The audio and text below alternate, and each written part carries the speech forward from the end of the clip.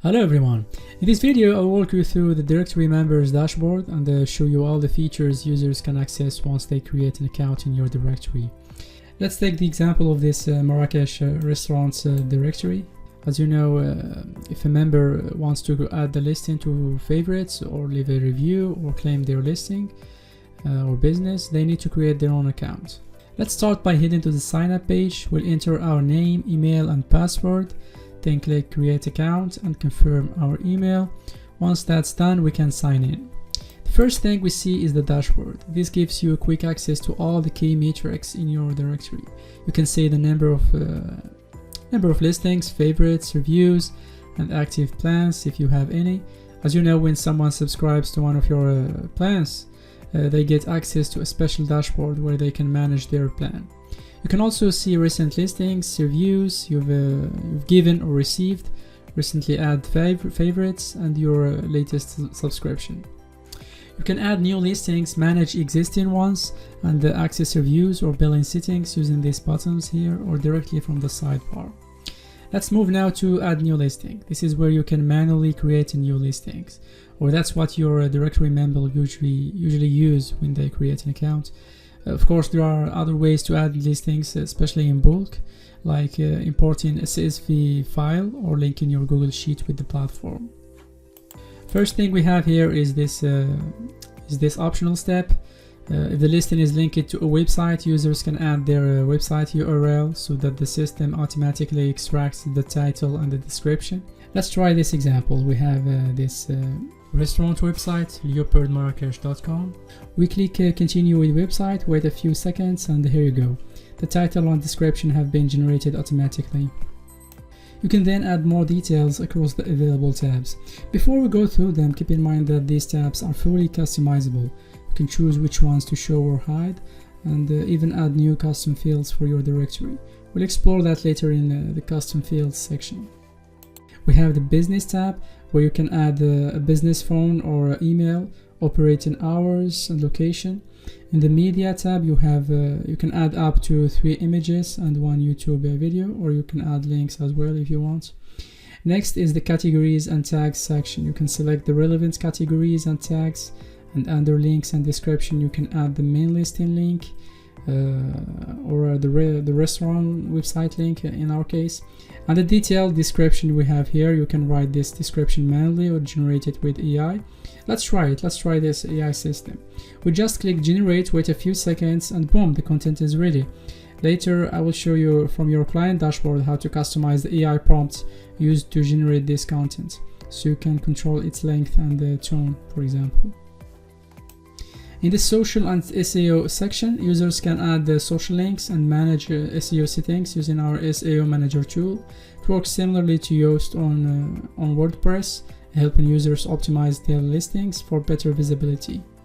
Finally, you can click submit listing and it will be submitted with the pending review status, allowing the directory owner to review and then approve or publish it. Now let's move to the listings section. Here directory members can view all the listings they have added along with their status.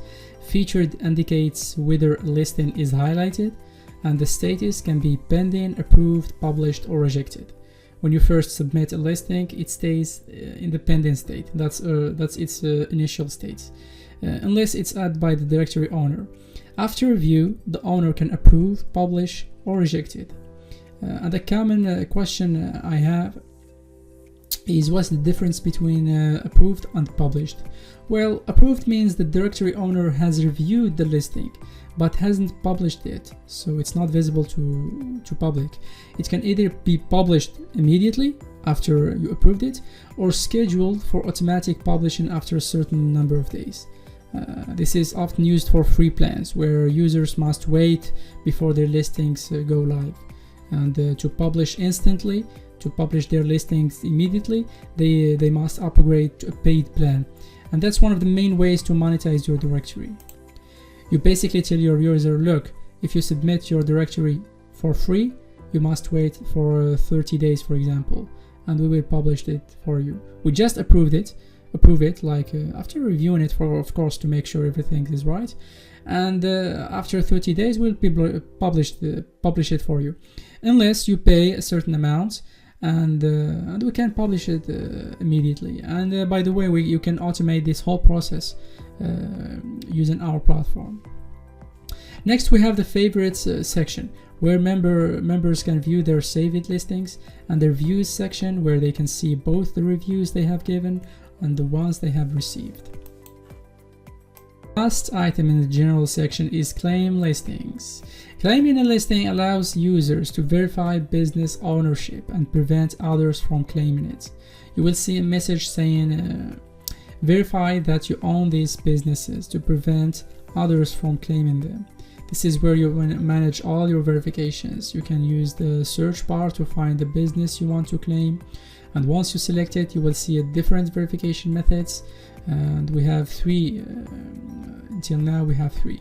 We have email domain verification, we have business email verification, and finally website code verification. With email domain verification, ownership is confirmed by matching your listings domain with your account email. For example, if your listing domain is mycompany.com, for example, your account email should also be from @mycompany.com, like info@mycompany.com. Personal emails like Gmail or Yahoo won't work unless the listing itself uses those domains, which doesn't happen usually. The second method is business email verification. Here your account email must match the business email shown in the listings, because every listing can come with its business email.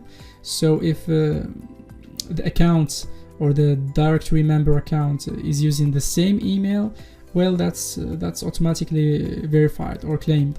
And once verified, the listing is automatically claimed under your account, giving you full control to manage and update it.